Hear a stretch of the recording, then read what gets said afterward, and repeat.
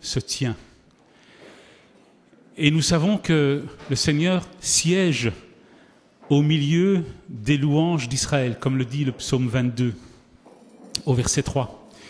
L'Église est le peuple de Dieu. Le Seigneur est donc avec nous ce matin. Il nous précède en ses murs et nous sommes venus le rejoindre. Nous voulons ce matin rendre un culte à notre Dieu, notre Père, nous tenir humblement devant lui, juste là pour le louer et l'adorer. Seigneur, conduis-nous dans ta présence ce matin.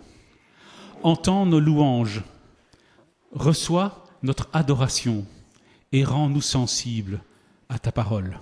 Amen. Pour prolonger cette prière et lui faire écho, je vous invite à chanter le premier chant, « Conduis-moi ».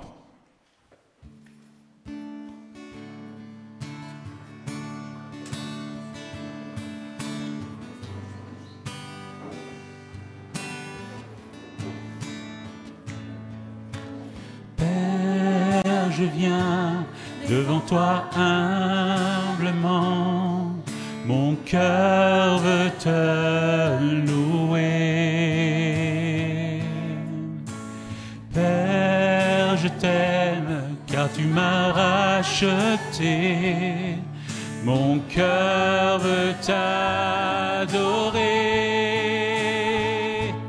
Conduis-moi dans ta présence, guide-moi vers ta gloire. Je voudrais voir ta face, ô Dieu, être près de toi.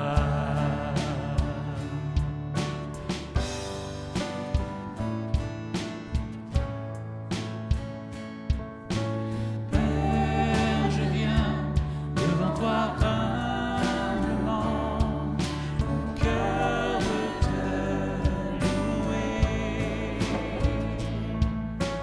Père, je t'aime car tu m'as racheté, mon cœur veut t'adorer.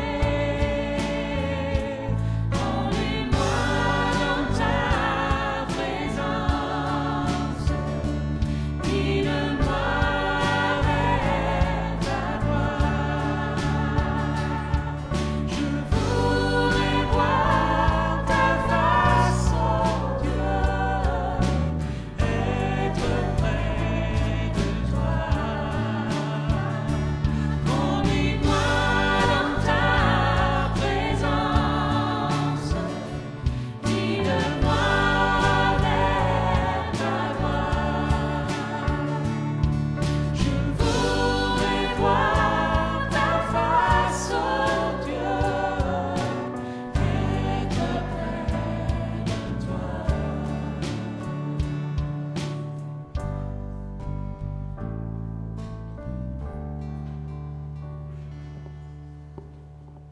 Asseyez-vous, je vous en prie.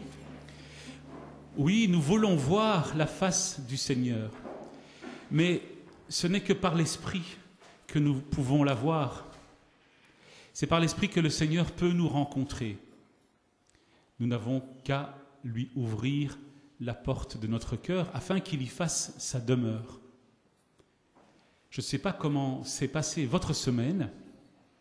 Peut-être nous sommes-nous éloignés de Dieu cette semaine par les soucis du quotidien, les responsabilités familiales ou professionnelles, les conflits peut-être.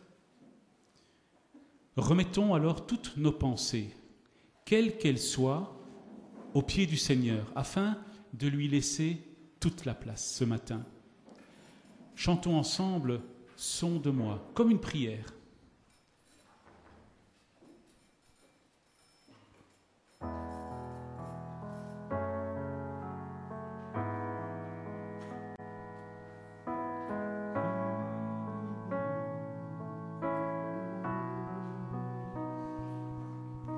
Sonde-moi, ô Dieu,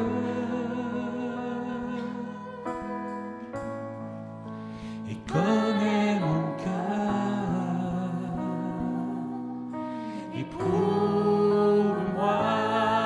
Seigneur,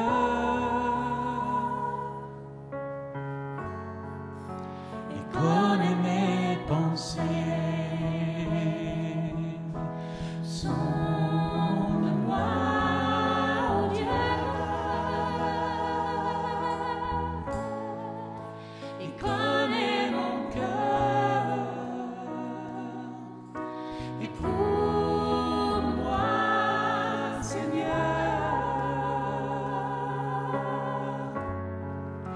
Et connais mes pensées. regarde si je suis loin de toi. Regarde si je suis sur une mauvaise voie. Regarde si je suis loin de toi. Et conduis-moi de toutes tes voies pour l'éternité.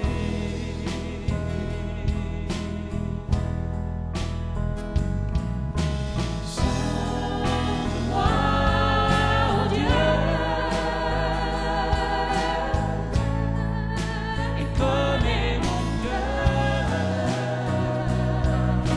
Éprouve-moi, Seigneur,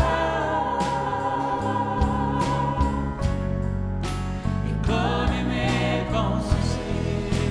regarde si je suis loin de toi.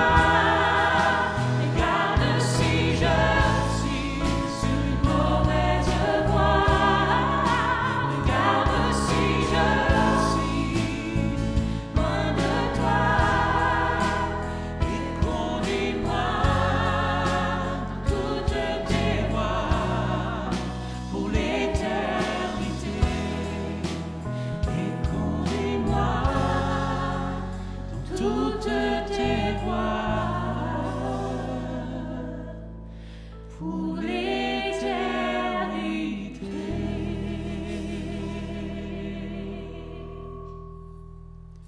Merci. Arsène s'invite au culte. Et conduis-moi dans toutes tes voies pour l'éternité. Que des superlatifs. C'est ce que nous dit le chant. La Bible présente le Seigneur, Jésus, comme étant le bon berger, qui conduit ses brebis, que nous sommes, dans des sentiers de justice. Cette pensée doit nous réjouir. La pensée de suivre Jésus est source de joie, car nous savons que notre Dieu nous attend. En 2014, dans son encyclique intitulée « Réjouissez-vous », écrite à l'occasion de l'année de la vie consacrée, le pape François écrit ceci. Je voulais vous dire un mot, et ce mot, c'est la joie. Partout où il y a les consacrés, il y a de la joie. Il y a toujours de la joie. C'est la joie de la fraîcheur, c'est la joie de suivre Jésus, la joie que nous donne le Saint-Esprit, pas la joie du monde. Il y a de la joie. Mais où naît la joie? Regarde au plus profond de ton cœur, regarde au plus profond de toi et demande-toi, as-tu un cœur qui désire quelque chose de grand ou un cœur endormi par les choses? Ton cœur a-t-il conservé l'inquiétude de la recherche ou l'as-tu laissé s'étouffer par les choses qui finissent par l'atrophier? Dieu t'attend. Il te cherche. Que lui réponds-tu? Crois-tu que Dieu t'attend? Il écrit cette lettre à l'attention des religieux et des religieuses consacrés. Mais la Bible ne dit-elle pas que ceux qui suivent le Seigneur Jésus sont une communauté de prêtres? Nous lisons ça dans la première lettre de Pierre, chapitre 2, le verset 9. Vous êtes la lignée choisie, la communauté royale de prêtres, la nation qui appartient à Dieu, le peuple qu'il a fait sien. Dans sa lettre, le pape François dit que partout où il y a des consacrés, il y a de la joie. Il y a toujours de la joie. C'est la joie de la fraîcheur, c'est la joie de suivre Jésus, la joie que nous donne le Saint-Esprit, pas la joie du monde. Il y a de la joie. Suivre Jésus est source de joie. Réjouissons-nous donc de son invitation, lui qui nous conduit dans sa présence. Si nous suivons le Seigneur, nous lui appartenons et nous voulons le suivre dans la confiance. Alors chantons avec pleine conviction le chant « Ma raison de vivre », après quoi nous écouterons la lecture introductive de la prédication. Ah oui, les enfants peuvent nous quitter maintenant pendant ce chant. Désolé, j'y avais pas pensé à celle-là. Dès qu'on commence le chant, les enfants peuvent nous quitter. Nous, à la suite du chant, nous les écouterons la lecture introductive à la prédication. Donc les lecteurs, lectrices peuvent déjà se mettre en état d'esprit. Et puis une petite transition musicale et la prédication enchaînera directement. Chantons « Ma raison de vivre, ma source de joie, c'est aimer, te suivre, ô mon roi. »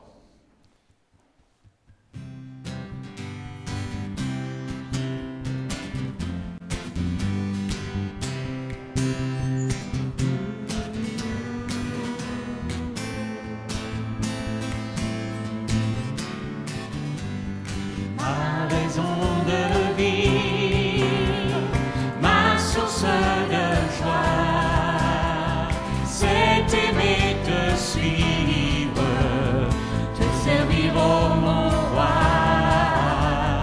Vers toi je m'avance, Jésus mon sauveur, plein de confiance, je découvre ta grandeur.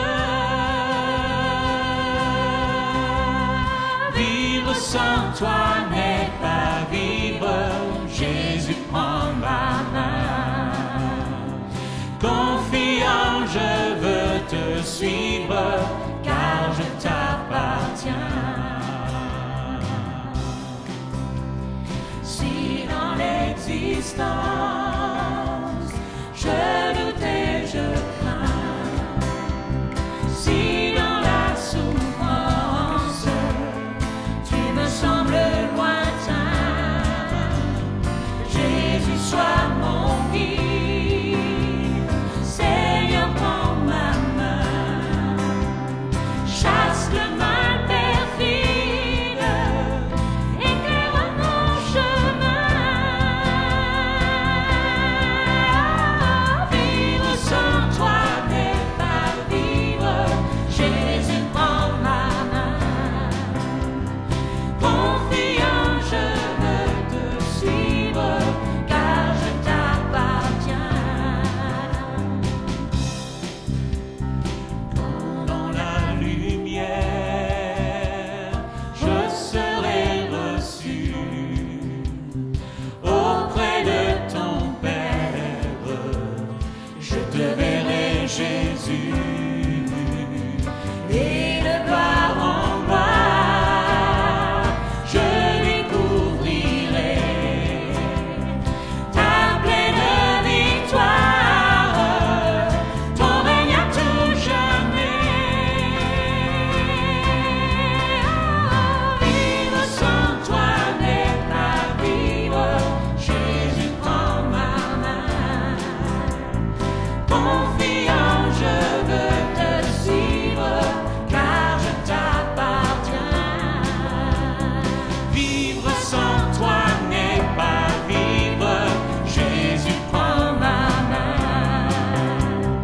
Confiant, je veux te suivre, car je t'appartiens.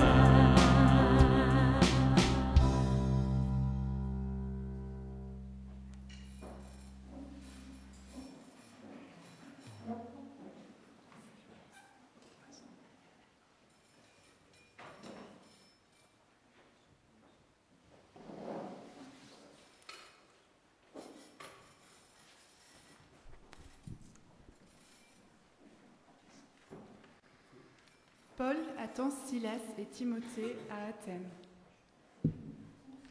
Il voit que dans la ville, on adore beaucoup de faux dieux. C'est pourquoi il est vraiment triste. Dans la maison de prière, il discute avec des Juifs et avec d'autres gens qui adorent Dieu. Et sur la place de la ville, il discute tous les jours avec ceux qui passent. Il y a même des maîtres épicuriens et stoïciens qui parlent avec lui. Les uns disent « C'est un bavard, qu'est-ce qu'il veut dire ?»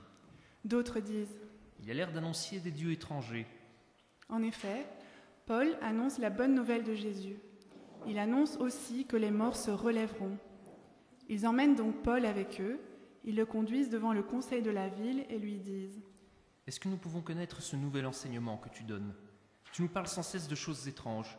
Nous voudrions savoir ce que cela veut dire. » En effet, tous les Athéniens et les étrangers qui habitent à Athènes passent leur temps à raconter ou à écouter les idées nouvelles. Alors Paul, debout devant le conseil de la ville, se met à dire « Athéniens, je vois que vous êtes des gens très religieux en toutes choses. En passant dans vos rues, j'ai regardé vos monuments sacrés. J'ai même vu un autel où ces mots sont écrits « Au Dieu inconnu ». Eh bien moi, je viens vous annoncer ce que vous adorez sans le connaître. Le Dieu qui a fait le monde et tout ce qu'il contient, c'est le Seigneur du ciel et de la terre. Il n'habite pas dans des temples construits par les hommes. Il n'a pas besoin qu'on le fasse vivre, rien ne lui manque. En effet, c'est lui qui donne à tous la vie, le souffle et tout le reste. À partir d'un seul homme, il a créé tous les peuples pour qu'ils habitent sur toute la terre. Il a tracé les limites de leur pays, il a fixé le moment des saisons. Dieu a fait cela pour que les gens le cherchent, même s'ils ont des difficultés pour le chercher. Ils vont peut-être le trouver. En réalité, il n'est pas loin de chacun de nous. C'est par lui que nous vivons, que nous nous déplaçons, que nous avons la vie. Certains de vos poètes l'ont déjà dit. Oui, nous sommes ses enfants. Ainsi, nous sommes les enfants de Dieu. Donc, nous ne devons pas penser que Dieu ressemble à des statues d'or, d'argent, de pierre que les gens ont fabriquées ou imaginées. Les humains ont fabriqué ces choses parce qu'ils ne connaissent pas Dieu. Mais Dieu ne tient plus compte de ces temps-là. Maintenant, il appelle tous les habitants de tous les pays à changer leur vie. En effet, Dieu a fixé un jour où il va juger le monde entier avec justice. Et il a choisi un homme pour cela, et il l'a relevé de la mort. De cette façon, Dieu a montré à tous que cet homme était bien le juge qu'il avait choisi. Quand les Grecs entendent dire que Dieu peut relever quelqu'un de la mort, les uns se moquent de Paul, les autres disent « Nous t'écouterons parler de cela une autre fois. » Alors Paul les quitte. Pourtant, quelques-uns vont avec lui et deviennent croyants. Parmi eux, il y a Denis du conseil d'Athènes, une femme appelée Damaris et d'autres encore.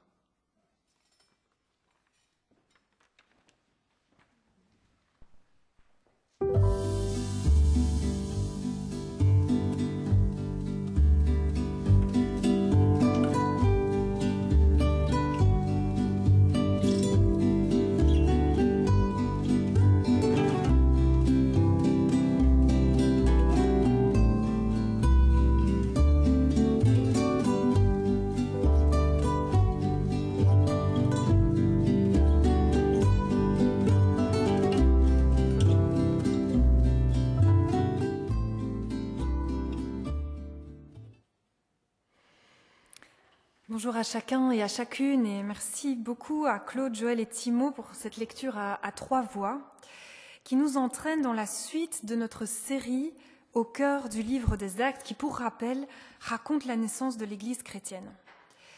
Et ce matin, nous faisons tous halte à Athènes pour écouter une prédication de Paul. Pas évident de faire une prédication sur une prédication. Et quelle prédication! Une prédication à la fois magistrale dans son contenu, j'espère que vous avez pu le sentir, et en même temps, franchement, ratée, à vues humaines, dans sa réception. Paul semble même interrompu à la fin. Il n'a pas pu achever. Il dit « Oui, bon, nous t'écouterons sur cela une autre fois ». Ça n'a pas dû être très agréable et Paul s'en va. Ce texte a un peu le goût d'un échec, d'une rencontre manquée. J'imagine que vous avez déjà vécu cette expérience d'être bouleversé par un livre ou par un film ou par une musique, et puis vous voulez le partager avec quelqu'un que vous aimez, et la lecture ne le touche pas plus que ça. Hier, je visitais ma grand-mère et elle me racontait justement qu'elle écoutait de la musique des petits chanteurs à la croix de bois dont elle raffole, et elle ressentait vraiment une intensité face à la beauté du chant, et il y a un aide-soignant qui rentre dans sa chambre et elle lui dit « Vous entendez comme c'est beau ?» Et lui répond « Bof ». Et voilà, parfois on aimerait tellement transmettre, mais il y a un mystère dans la rencontre entre des mots émis par quelqu'un et leur réception dans les cœurs. Il y a parfois ce qui nous semble être des rendez-vous manqués.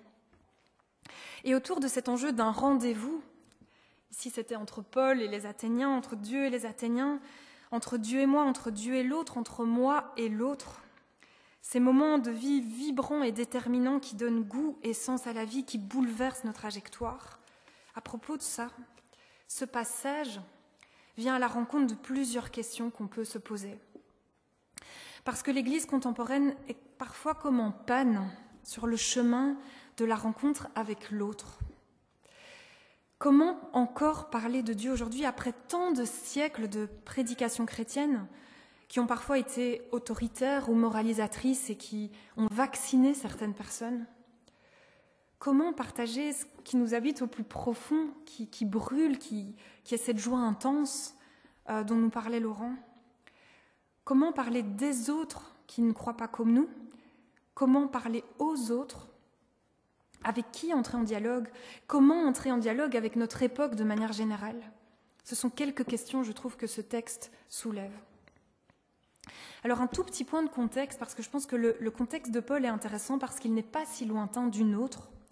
Et j'ai relevé deux caractéristiques de ce contexte. La première, ce qui va peut-être vous étonner, mais c'est le foisonnement de croyances. Paul se retrouve à attendre ses compagnons à Athènes, une ville apparemment très religieuse. Et quand il se balade dans la ville, il constate comme ça une prolifération de croyances et d'expressions religieuses. On multiplie les cultes à des dieux divers. Et Paul, en voyant cela, ressent une tristesse. Certaines traductions qui sont peut-être plus précises disent une irritation. Alors je pense qu'on peut ressentir ça aussi parfois par rapport à d'autres expressions, d'autres croyances. Que se passe-t-il dans son esprit? Alors peut-être discerne-t-il les esclavages derrière les sacrifices, les excès des prostitutions sacrées, l'anxiété et la peur chez les gens de déplaire à un Dieu et de subir un malheur. Peut-être est-il juste exaspéré en tant que juif où on ne représente pas Dieu par ce côté artificiel et superficiel de ces statues faites de main d'homme. Alors est-ce que c'est une époque révolue? J'assistais à une conférence il n'y a pas longtemps d'un philosophe chrétien et il nous faisait remarquer que notre époque, contrairement à ce qu'on pense souvent et aux discours forts sur la sécularisation, était une époque très croyante. Notre société croit à beaucoup de choses. Et depuis cette conférence, j'ai été un petit peu attentif et j'ai remarqué qu'effectivement, la phrase « moi je crois à » ou « moi je ne crois pas à » c'était omniprésent dans les conversations. J'en discutais avec un médecin lors d'une consultation, il me disait « oui, c'est très étonnant, mais le rapport des gens, par exemple, à la médecine est devenu religieux. On y croit ou on n'y croit pas. » Il y a des croyances aussi qui peuvent s'avérer religieuses et tyranniques, qui nous rendent esclaves, qui asservissent les humains. Par exemple, croire que l'univers s'acharne contre nous, que demain amènera un malheur, on entend ces croyances, que nous ne sommes pas aimés, pas aimables, ou que tout est absurde. Je crois que nous sommes immergés, comme Paul, dans un bain de croyances de toutes sortes. Et la question qui me vient, c'est est-ce que notre foi en Christ est un « moi je crois à » de plus? Le deuxième point de contexte, c'est que Athènes est aussi un centre intellectuel. Attiré par les idées nouvelles, les courants à la mode, comme nos contemporains, il y a quelques intellectuels qui vont donner à Paul une occasion de s'exprimer. Alors il y a probablement, je ne sais pas si vous l'avez compris au début du texte, un malentendu dans les discussions un petit peu à bâton rompu avant que Paul ne prenne la parole. parce que Paul leur parle de Jésus et de la résurrection, en grec anastasis. Et donc ils entendent Jésus et anastasis, et peut-être ont-ils compris que Paul leur parlait de deux dieux étrangers, Jésus et anastasis, et ainsi lui donne-t-il la parole par curiosité. Deux nouveaux dieux, cela cadrait tout à fait avec leur système de croyance. Le texte dit que ces hommes sont des épicuriens et des stoïciens. Alors je ne sais pas si ces mots vous rappellent vos cours de latin. Les épicuriens pensaient que, comme on peut mourir demain, il faut jouir au maximum d'aujourd'hui. Carpe diem. Et les stoïciens, eux, pensaient qu'on avait en soi les forces pour résister à la souffrance et atteindre un bon comportement par soi-même. Et je me disais, en fait, c'est pas très loin de ce qu'on entend aujourd'hui entre profite de la vie, et j'ai trouvé ce petit truc sur Internet, profite de la vie, elle a une date d'expiration, ou alors découvre les ressources qui sont en toi. Nous avons nos courants épicuriens et stoïciens. Alors au milieu de ce bain de croyances, de courants de pensée, Paul se voit offrir une occasion de parler en public. Et tout part assez mal, parce que Paul est seul, il est sans ses compagnons qu'il est en train d'attendre. Il est irrité par ce qu'il voit dans la ville, et il y a un malentendu probable entre ses interlocuteurs et lui. Et je partageais à l'un d'entre vous, j'essaie de me projeter à la place de Paul, de trouver une situation qui pourrait être un peu similaire, et l'image m'est venue de si on proposait à chaud de prendre la parole aux Janson, à l'ULB, un auditoire, pour parler de ma foi, je crois que je prendrais mes jambes à mon cou. Mais Paul plonge dans la piscine. Paul ne se dit pas « je perds mon temps », il ne se dit pas « je vais jeter mes perles au pourceau », une réflexion qu'on peut se faire parfois. On voit au contraire que Paul va à la rencontre de tout le monde. Les Juifs et les craignants Dieu, ça c'est plus ceux qui ont son arrière-plan, qui lui ressemblent, mais aussi tous les passants, les intellectuels, les philosophes, les religieux polythéistes. Et j'ai réalisé en préparant que souvent je sélectionnais très très soigneusement ceux à qui je m'ouvrais sur ma foi. Il y avait comme une présélection en raison de motivations pas toujours très, très glorieuses. Rentrer en discussion avec tout le monde, tout être humain, ne pas présélectionner. Aller à la rencontre de chacun et y aller en vérité avec ce qui nous est le plus précieux. Voilà un défi de taille. Et Paul montre vraiment ici que sa foi l'élance vers les autres. Elle le pousse à une parole publique. Contrairement au mouvement religieux gnostique, très tendance à l'époque, qui cultivait une culture du secret, du petit groupe fermé, Paul s'élance comme ça vers le monde entier. Il veut rendre la parole qui l'a bouleversé profondément visible, accessible, claire, ouverte, authentique et publique. Cette démarche me travaille et en même temps je me dis elle reflète tellement l'esprit du Seigneur. Jésus raconte la parabole qu'on connaît tous d'un semeur qui sort pour semer, qui jette sur tous les terrains avec abondance, sans calcul, ses semences.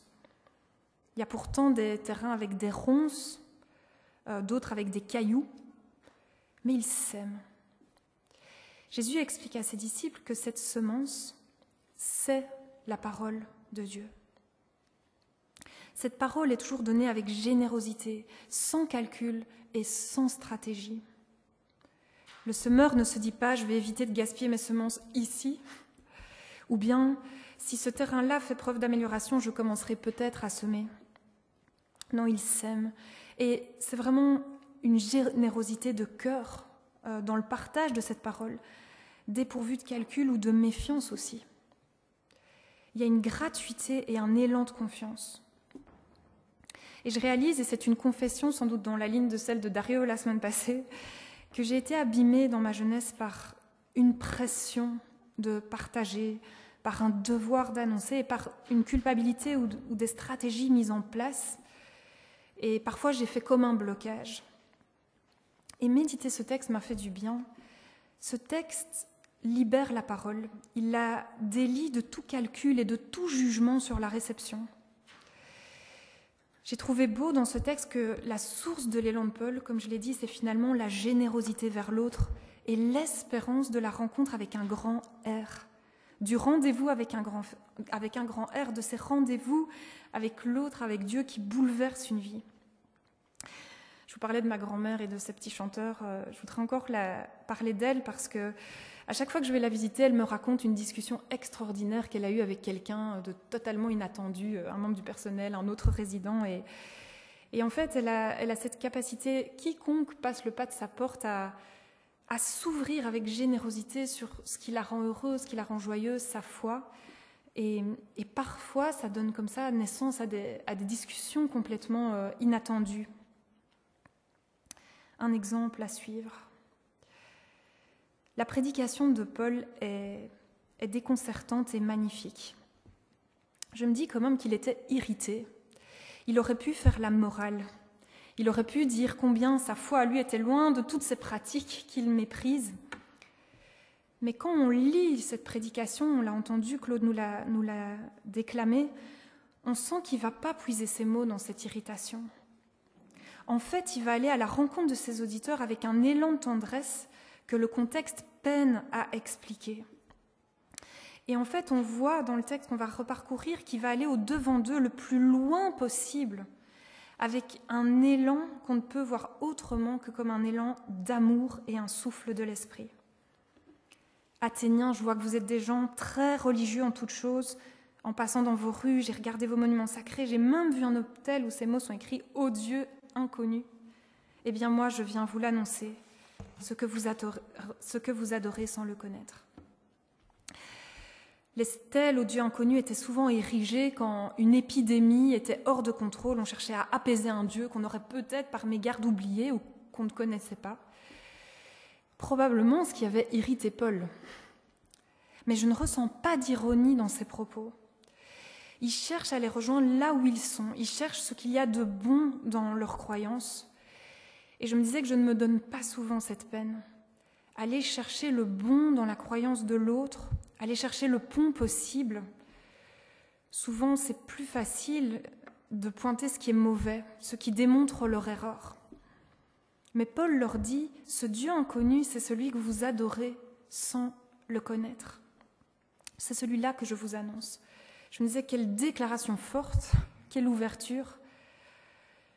Ce Dieu que je vous annonce, c'est celui qui a fait le monde et tout ce qu'il contient. C'est le Seigneur du ciel et de la terre. Il n'habite pas dans des temples construits par les hommes. Il n'a pas besoin qu'on le fasse vivre. Rien ne lui manque. En effet, c'est lui qui donne à tous la vie, le souffle et tout le reste. Il y a une clé ici. Paul essaye de faire comprendre qu'il ne vient pas parler d'une croyance parmi d'autres, d'un temple supplémentaire sur le marché du religieux. Il veut parler d'une personne qui est au-delà de tout ce que l'on croit et de tout ce qu'on peut en dire. Un Dieu qui n'a pas besoin de nos petites constructions et de nos discours. Rien ne lui manque. Il n'a pas besoin qu'on le fasse vivre, c'est le contraire. C'est lui qui donne à tous la vie, le souffle et tout le reste. C'est un Dieu de vie généreux qui pourvoit et qui débordera toujours de tous les temples qu'on pourrait tenter de lui construire. À partir d'un seul homme, ce Dieu a créé tous les peuples pour qu'ils habitent sur toute la terre. Il a tracé les limites de leur pays, il a fixé le moment des saisons. Et Dieu a fait cela pour que les gens le cherchent. Même s'ils ont des difficultés pour le chercher, ils vont peut-être le trouver. J'entends presque, même s'ils ont des difficultés pour le chercher, c'est ok, ils vont peut-être le trouver. En réalité, il n'est pas loin de chacun de nous. Paul est ici poétique et extraordinairement inclusif. Les dieux étaient souvent liés à une cité particulière. Chaque cité avait ses dieux locaux, et cela isolait les peuples autour de leurs dieux, et ça créait souvent des guerres intercités. Et Paul dit, le Dieu dont je vous parle, c'est le Dieu à l'origine de tous les peuples, donc aussi celui d'en face et celui d'à côté. Et c'est lui qui place des limites au-delà desquelles lui se trouve. Les limites ne sont pas là pour que l'homme cherche à conquérir son voisin. Elles sont là pour que l'homme tourne son regard vers celui qui est au-delà des limites. Regardez plus haut dans votre démarche spirituelle. Regardez plus haut, mais regardez aussi plus près. Car Dieu n'est pas loin de chacun de nous. Paul est passé au « nous », et ce « nous » me touche beaucoup. Il est très absent, en général, quand on regarde les derniers siècles. En ce moment, j'ai relu aussi des vieilles prédications, et ce « nous », je ne le vois jamais. Dieu est proche de chacun de nous. Le Dieu inconnu veut se faire connaître. Et peut-être le cherche-t-on déjà. Paul semble dire que cet élan vers une rencontre est déjà en marche. Même si on a des difficultés intellectuelles ou en raison de notre histoire, même si c'est en tâtonnant, disent certaines traductions, Dieu se tient proche de chacun et veut se faire connaître. Paul ne voit pas les Athéniens comme englués dans leurs croyances, mais comme des personnes qui cherchent à tâtons un Dieu qui n'est pas loin d'eux et qu'ils finiront peut-être par trouver. Ce qui est important ici, et je me disais, Paul il a vécu une conversion très, très instantanée, mais il ouvre cette porte de cette grâce autour du rythme de chacun. Oui, certains cherchent à tâtons, il n'empêche que durant tout ce processus, Dieu se tient proche et l'espérance est le dernier mot. Peut-être un jour, peut-être un jour. C'est par lui que nous vivons, que nous nous déplaçons et que nous avons la vie. Ce verset est souvent traduit par « c'est en lui que nous avons la vie, le mouvement et l'être ». Un ami bibliste me disait tout récemment que c'était pour lui, personnellement, un des plus beaux versets du Nouveau Testament, parce qu'il montrait que le Dieu de la Bible était un Dieu qui nous permettait d'être humains. Il me disait, voilà, dans toutes les tendances religieuses, on a une tendance à rendre les choses très statiques, à codifier, à légiférer, à rendre juridiques les croyances, je peux pas. Mais le Dieu de la Bible nous dit « va et vis ». Il nous donne la vie et l'être ainsi que le mouvement. C'est-à-dire que nous sommes autorisés à évoluer tout au long de la vie. Et cette idée de mouvement est une clé d'espérance. Paul regarde ses interlocuteurs comme en mouvement, en évolution.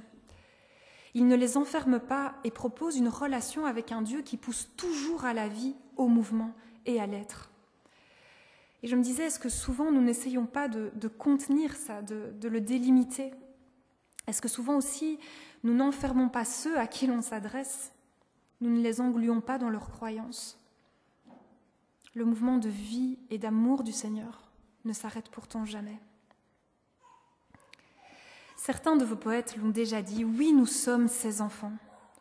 Ainsi, nous sommes les enfants de Dieu. Paul continue son élan de rencontre et il va sur le terrain de la culture.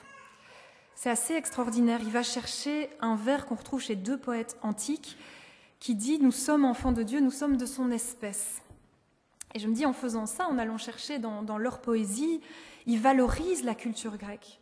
Par cette reprise, il rejoint ses interlocuteurs sur leur terrain culturel. Le théologien luthérien Pannenberg a cette belle citation qui est vraiment dans l'esprit du texte.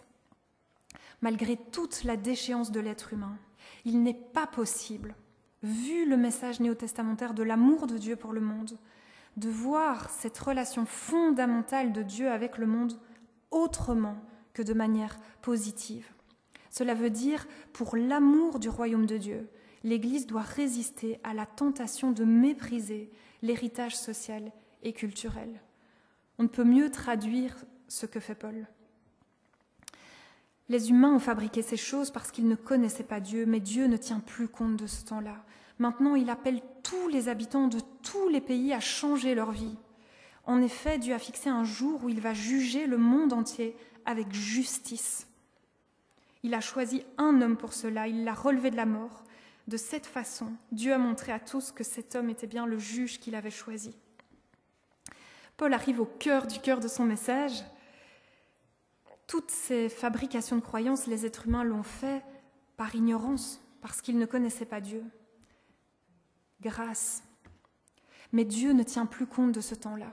Encore grâce. Il ouvre un temps nouveau où chacun a la possibilité de changer en vue d'un jour de jugement et d'un royaume de justice qui vient. Et il invite à rentrer dans ce royaume où le mal n'est plus vainqueur, où les derniers seront les premiers, où l'on prend soin des plus petits, où l'amour bouleverse les relations. C'est une bonne nouvelle. Un homme a été choisi comme juge J'aurais tellement voulu savoir ce qu'il allait dire après. Sans doute allait-il parler de ce juge qu'est Jésus, dont il n'a pas encore pu prononcer le mot dans cette prédication, le nom. Jésus qui a lui-même déclaré « Je suis venu non pour juger, mais pour sauver ». Est-ce que Paul allait parler de cette œuvre de grâce en Christ ? En tout cas, il est interrompu, parce que quand il parle de résurrection, ça passe pas du tout. Ça paraît absurde à ses interlocuteurs. Et pourtant, quand on regarde ce texte, on se dit que sa prise de parole était tellement belle, tellement remplie de respect. Oui, nous tenterons sur cela une autre fois, c'est bien beau, mais tu peux t'arrêter là. Alors Paul s'en va. Heureusement, il y a un petit dernier verset qui jette un nouvel éclairage sur toute cette prédication d'Athènes. Paul les quitte. Pourtant, dit Luc, pourtant, Damaris, Denis et quelques autres vivent une rencontre et se mettent à croire. Quelque chose se passe pour eux sur le moment, en direct. Parfois, tout part mal. Mais il y a quelqu'un qui est toujours au rendez-vous en toute discrétion. Le Saint-Esprit, qui a inspiré à Paul ces mots tellement respectueux alors qu'il était irrité, qui a préparé le cœur de Damaris, Denis alors que le contexte ne devait probablement pas être très propice pour l'écoute. Denis fait partie du conseil auquel Paul s'est adressé. Qui sait donc ce qu'il se sera passé ensuite, en différé ? La tradition chrétienne dit en tout cas que Denis a été le premier évêque d'Athènes. Oui, parfois, nous ressortons un vieux livre reçu et en deuxième lecture, nous expérimentons un éblouissement. Des paroles enracinées et annoncées dans l'amour continuent en toute discrétion de faire leur chemin. Et j'étais à ce stade de la préparation de la prédication et Heidi m'a envoyé un verset qui colle parfaitement. Car que Paul en fait quitte ou reste, qu'il dorme ou qu'il veille, Marc 4, verset 28, nuit et jour, la semence germe et croît sans que le semeur sache comment. Si nos mots puisent à cette source de l'amour du Christ, nous pouvons toujours espérer que quelque chose se passe, car le Seigneur ne dort jamais. Alors, que conclure ? Comment parler aujourd'hui de l'espérance qui nous habite ? Et je voudrais juste vous laisser quelques questions. Est-ce que nous veillons à annoncer un Dieu au-delà de toute limite, qui veut libérer des croyances étroites et asservissantes ? Comment pouvons-nous exprimer aujourd'hui notre foi en Christ en l'extrayant du marché des croyances ? Est-ce que nous veillons nous-mêmes à éviter les discours étroits et très limitants ou à prêcher pour nos chapelles, discours qui ne reflètent pas cette réalité d'un Dieu au-delà de tout, au-delà des limites ? Quels sont nos filtres, nos présélections qui font entrave au dialogue et au partage en vérité, en toute authenticité ? Allons-nous par amour au-devant des personnes, en cherchant à les connaître, en cherchant le bon dans leurs croyances, dans leur démarche, dans leur culture ? Y cherchons-nous la trace de Dieu ? Paul va très loin dans sa démarche. Quand nous parlons aux autres, à quelle source puisons-nous ?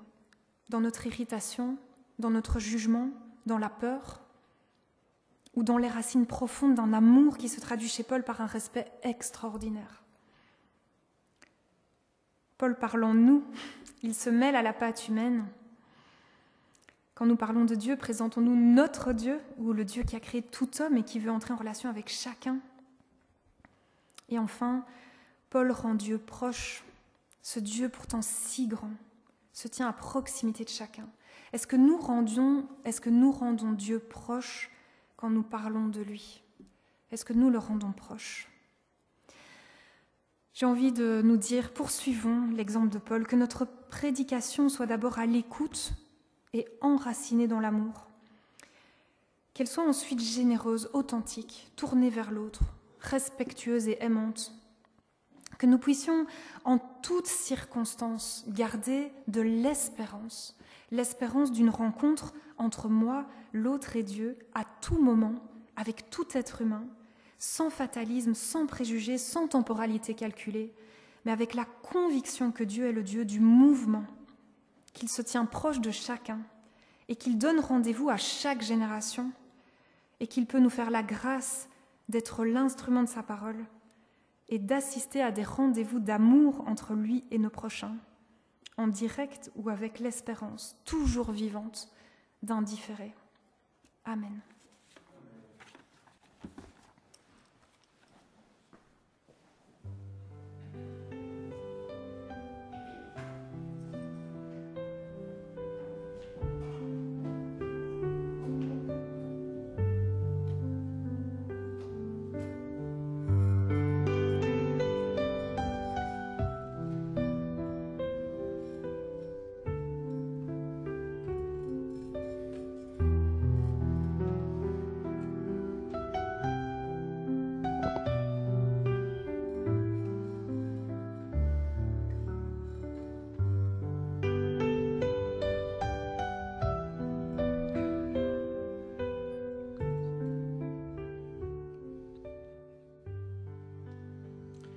Merci Audrey pour ce partage intéressant. Je retiens que Paul a dit très, très vite dans sa prédication « Je viens vous annoncer ce que vous adorez sans le connaître ». Alors, nous annoncer, c'est ce que tu as fait ce matin, c'est ce que nos oratrices et nos orateurs font chaque dimanche, nous parler d'un Dieu qui ne nous est plus si inconnu que ça. Chacune et chacun travaille cette parole et nous l'enseigne avec pédagogie, afin que, justement que Dieu ne nous reste pas inconnu, mais que nous le connaissions toujours plus et toujours mieux. Parce qu'elle est efficace, cette parole nous façonne. Semée comme une graine, cette parole porte son fruit en temps voulu. Elle peut nous transformer et nous faire naître à une nouvelle vie. Comme Dieu se donne dans le Christ Jésus, il se donne aussi en parole. Un de nos chants décrit la parole de Dieu comme un souffle fragile ou comme un vase d'argile. Parce qu'en se donnant, Dieu se fait léger et discret. Il nous parle sans bruit, en déposant sa parole au plus intime de nous-mêmes. Fragile comme un vase, mais rafraîchissante comme un souffle léger, la parole de Dieu se donne. Chantons ce chant comme un souffle fragile.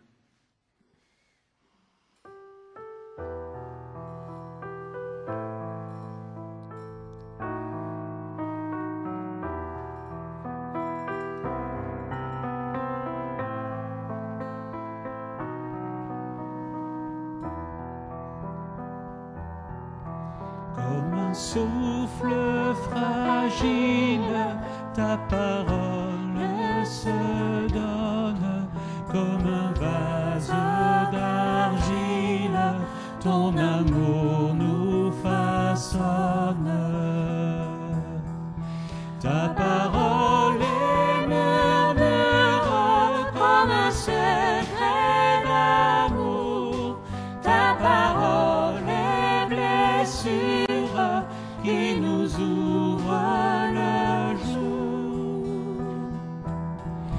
Comme un souffle fragile, ta parole se donne. Comme un vase d'argile, ton amour nous façonne. Ta parole est naissance comme un sort de prison. Ta parole est semence qui promet l'amour.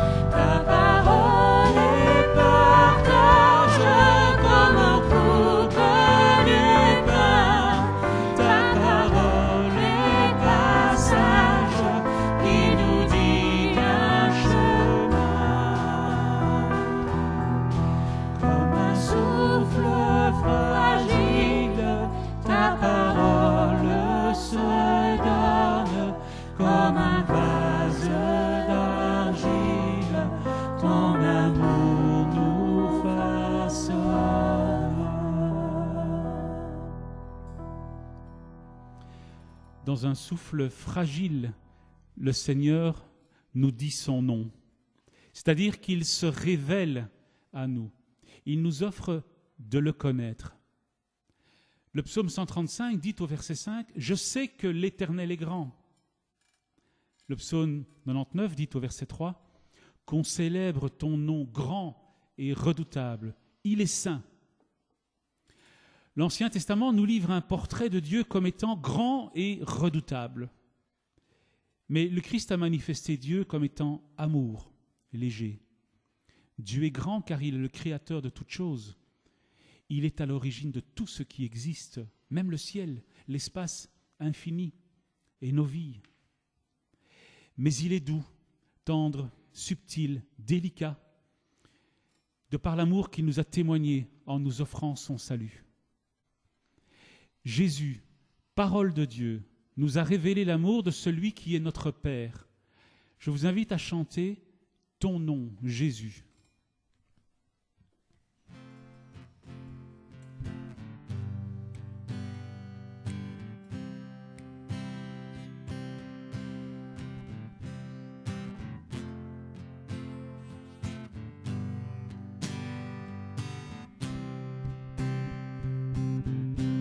Ce nom est si grand qu'il a saisi la terre.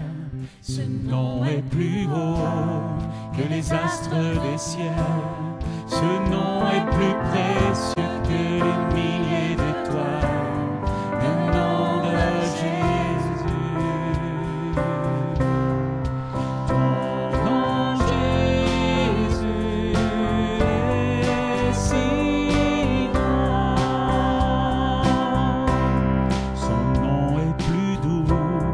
le parfum des fleurs, son nom est plus riche que 10 000 trésors, son nom est plus fort que les armées du monde, le nom de Jésus. Ton nom Jésus, ton nom Jésus, ton nom Jésus.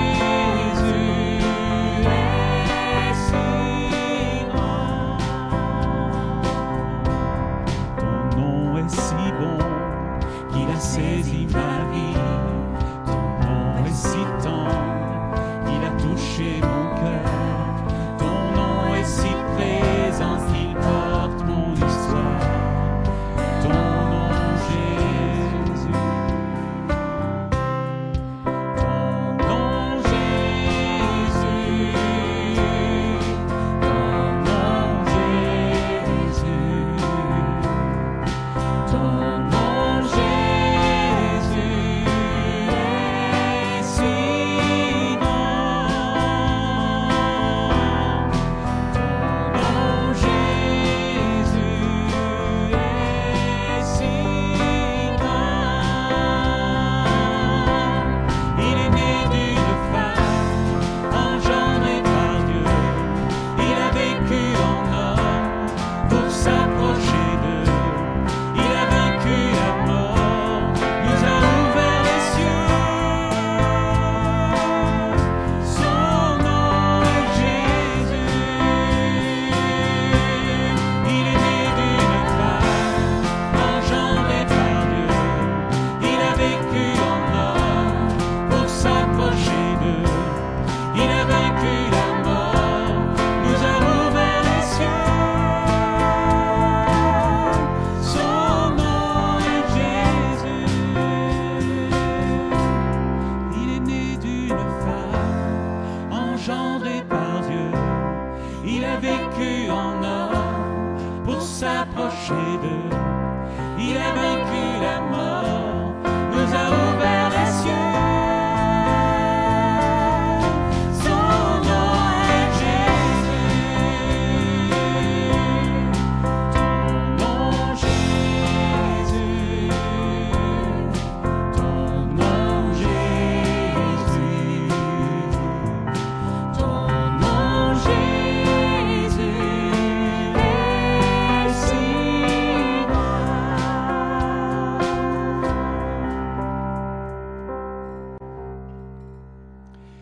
il est né, il a vaincu et il est mort. Jules César l'aurait dit en latin, je ne connais pas le latin. C'est aussi ce qui caractérise les humains, d'ailleurs, vivre, naître, vivre et mourir. Mais Jésus n'est pas un homme comme les autres. Sa naissance en tant que Messie avait été annoncée par les prophètes. Il est ce Dieu inconnu que Paul est venu annoncer aux Athéniens. Sa vie est tout orientée vers sa mission. La mission du Fils a été de révéler le Père et de nous remettre de sa part la grâce qui nous délivre du poids du péché. Durant sa vie, il a montré l'amour que Dieu a pour le monde. Il a aimé les siens, les a délivrés de maladies et de handicaps parfois lourds. Il a aussi redonné la vie à des personnes décédées. Il a exprimé de la compassion envers celles et ceux qui souffraient ou qui étaient exclus de la société. Il a prêché l'amour inconditionnel, même pour nos ennemis. Sa vie est en soi un témoignage de la grandeur de Dieu et de la puissance de son amour. Sa mort est d'abord vécue comme une déception immense par bon nombre de ses disciples. Mais en même temps, elle était nécessaire et prévue par Dieu pour finaliser son plan de salut. C'est par sa mort que la grâce de Dieu peut nous être offerte. Jésus est l'agneau du sacrifice, par analogie au sacrifice rituel que pratiquaient les Juifs chaque année au jour du Kippour et qui était censé leur accorder le pardon de leurs péchés. Le sacrifice de l'agneau précède alors le repas rituel de la Pâque.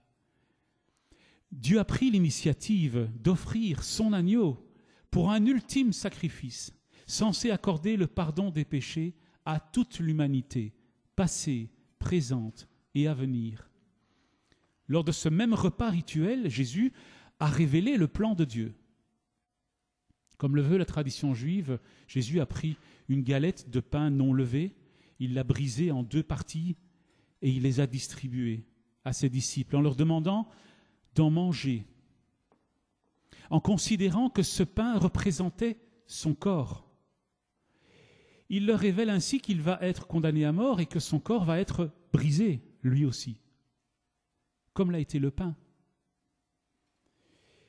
Il leur dit aussi de se souvenir de ce sens chaque fois qu'ils mangeraient de ce pain. À un autre moment du repas, Jésus prit une coupe de vin. Il l'a fait circuler parmi ses disciples et il leur demande d'en boire en considérant que ce vin représente son sang. Ce symbole est important parce que lors du sacrifice, c'est le sang de l'agneau qui validait le sacrifice. Sans le sang, le sacrifice n'est pas valable, car il atteste, une fois versé, il atteste que l'animal est bel et bien mort. C'est donc sa mort inéluctable que Jésus est en train d'annoncer à ses disciples. Il leur demande aussi de se souvenir de ce sens à chaque fois qu'ils en boiront lors de ce repas rituel. Ce qui signifie en fait que ces 2 gestes deviennent ce soir-là une prescription pour tous les disciples. Mais bien que ces 2 éléments annoncent quelque chose qui est potentiellement insupportable pour les apôtres, car ils annoncent la mort prochaine de Jésus, celui-ci leur dit que ces éléments annoncent aussi la venue du royaume. C'est par la mort du Christ que Dieu conclut une nouvelle alliance avec l'humanité. Sa mort est donc l'ultime étape du plan de salut de Dieu, avant la venue du royaume de Dieu parmi les humains. Comme l'a demandé Jésus, eh bien nous aussi, nous allons partager ces 2 éléments et nous allons nous souvenir de ce repas et ce repas que nous appelons dans la Bible le repas du Seigneur. Nous allons le prendre ensemble. Souhaitez-vous prendre part à ce repas et considérer que ces 2 éléments représentent le corps et le sang de Jésus, c'est-à-dire sa mort sacrificielle par laquelle il nous offre la grâce de Dieu? Comprenez-vous qu'en prenant ces 2 éléments, vous accusez réception de la grâce que Dieu vous donne et que par ce geste, vous reconnaissez que vous êtes, vous aussi, enfant de Dieu, sauvé par son amour? Dans ce cas, mangez de ce pain et buvez de cette coupe. Dans le cas contraire, sentez-vous libre de laisser passer ces éléments. Nous allons chanter pendant ce temps « Grâce infinie », pensons aux paroles. Si 3 personnes veulent bien s'avancer, je n'ai prévu personne, donc je compte sur votre volontariat. On va chanter « Grâce infinie ».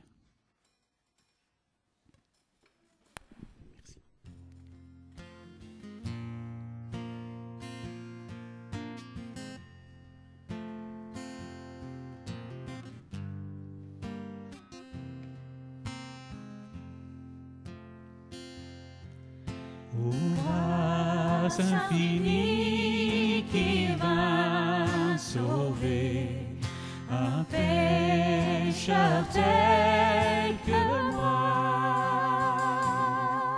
J'étais perdu, il m'a trouvé. J'étais aveugle, je vois. Lorsque je connus l'amour de Dieu, la grâce chassant la peur. Oh, que ce jour fut glorieux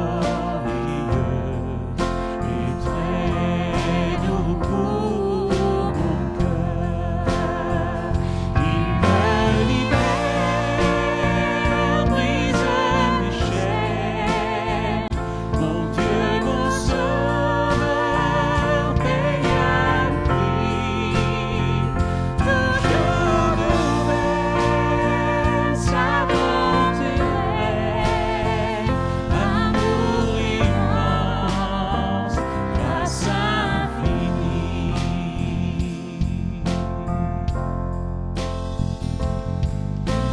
Travers la peur, fardeau, souci, déjà je suis passé. De Dieu la grâce m'a juste ici, soutenu, consolé. Il me libère, brise mes chaînes. Mon Dieu, mon Sauveur, paya le prix. Toujours nouvelle, sa bonté règne.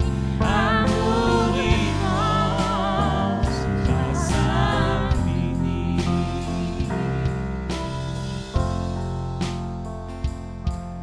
Lorsque dans les jours d'éternité, en Dieu tous nous serons, nous ne pourrons pas épuiser les jours qui resteront. Il me libère, brise mes chaînes. Mon Dieu, mon Sauveur, paya le prix. Toujours nouvelle, sa bonté règne. Amour immense, grâce infinie.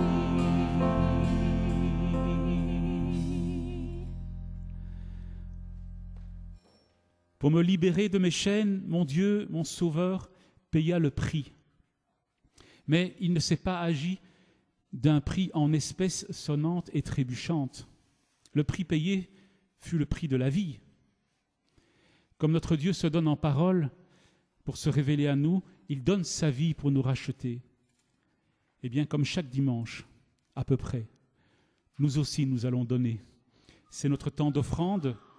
Autant le repas du Seigneur est un témoignage de notre appartenance à la communauté des rachetés, autant l'offrande est une conséquence directe de cette appartenance. Cette offrande, chacune et chacun l'a décidé librement en son cœur et exprime en ce geste son attachement à la communauté. Vous n'obtiendrez pas un ticket gratuit pour un café parce que le café est gratuit. Vous n'obtiendrez pas non plus une place de choix au paradis, puisque cette place vous est offerte par la mort du Christ. C'est donc un geste totalement désintéressé que je vous invite à poser maintenant. Nous pouvons faire circuler les paniers à cette intention et pendant la collecte, nous chanterons le chant « C'était toi ».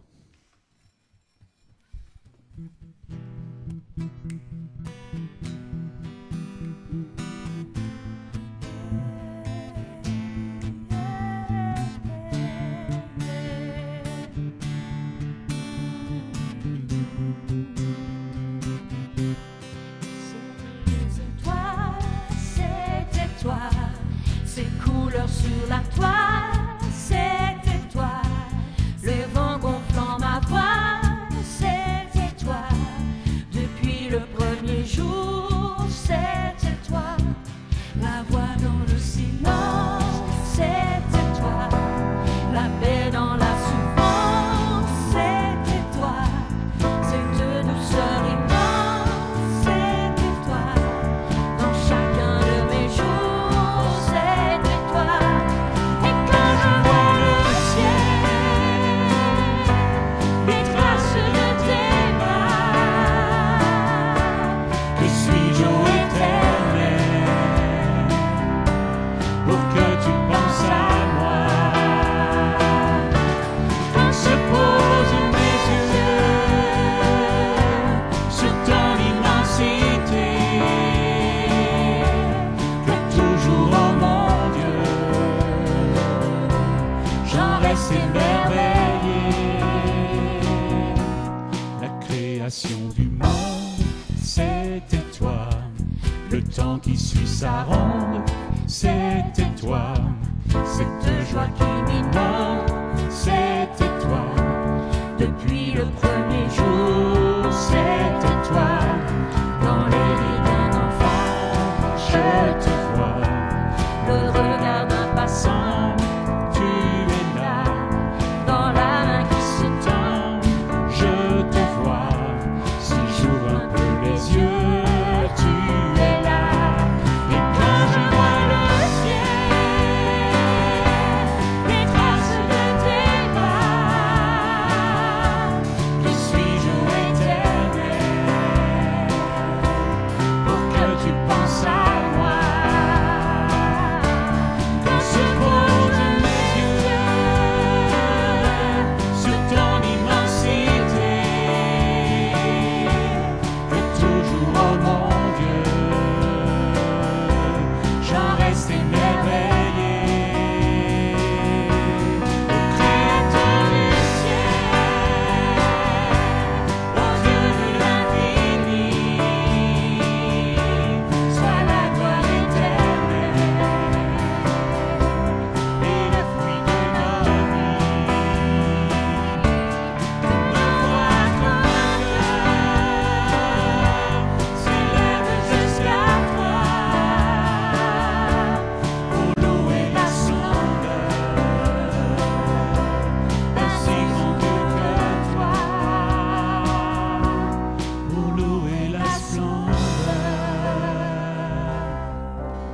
d'un si grand Dieu que toi. Merci. Est-ce qu'il y a des annonces? Bonjour. De toutes petites annonces. La semaine prochaine, dimanche 5 mai, c'est la sortie Stockelfen au Bois de la Cambre. Et une deuxième petite annonce, cette semaine, nous sommes plusieurs à aller à la pastorale d'Évian. Et c'est donc Jean-Jacques, que vous voyez au fond, et Bernard qui assureront cette semaine la permanence pastorale. Et leurs numéros seront envoyés avec le lien du culte par mail. Voilà. Merci. Eh bien, comment? Les PEP, oui. Les PEP, il y a quelque chose à dire sur les PEP? Non? Voilà, ça c'est dit. On va terminer ce culte. Alors le temps est bien avancé, donc je vous propose, si vous en avez envie, de prendre le café pendant que nous chantons, et si vous voulez rester pour chanter, eh bien chantez avec nous. Nous allons chanter « Jésus, je te suivrai ». Ça c'est bon pour le début de la semaine.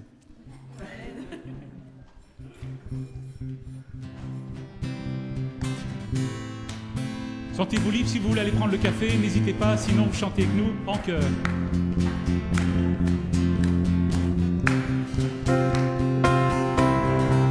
Dans la joie, quand le soleil m'inonde, sur les monts, ta présence abonde. Jésus, je te suivrai. Dans la peine, dans l'ombre sombre, dans la vallée du deuil et de l'ombre. Alors, Jésus, je te suivrai. Car tu es mort pour moi. Je vivrai pour toi. Tu t'es offert sans rien garder, tu as souffert pour me sauver. Oh. Jésus, je te suivrai. Je t'aimerai plus que la vie, te servirai malgré leur vie. Oh. Jésus, je te suivrai. Confiant quand ma foi est profonde, dans le doute quand ma paix semble fondre. Oh. Jésus, je te suivrai. Car tu es mort pour moi. Je vivrai pour toi. Tu t'es offert sans rien garder, tu as souffert pour me sauver. Oh. Jésus, je te suivrai. Je t'aimerai plus que la vie, te servirai malgré leur vie. Oh. Jésus, je te suivrai. Oh, oh, oh, oh, oh. Jésus, je te suivrai. Oh, oh, oh, oh, oh. Jésus, je te suivrai. Bon dimanche, bonne semaine.